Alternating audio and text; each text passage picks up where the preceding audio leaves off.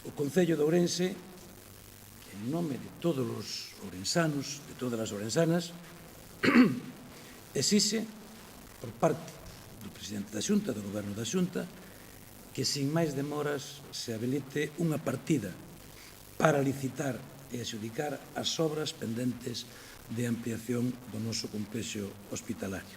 Non digo que non se poida plantexar e que se pode chegar a acordos, obviamente, pero non creo que eso resolva a situación que estamos a vivir. Eu creo que estamos diante, eu diría que, dunhas decisións que afectan as bases da nosa sociedade, sobre todo as bases do bienestar, da igualdade, dos dereitos.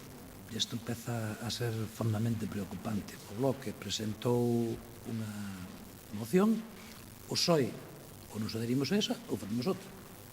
Pero logo vai nesa línea. Creo que iso é lógico, non?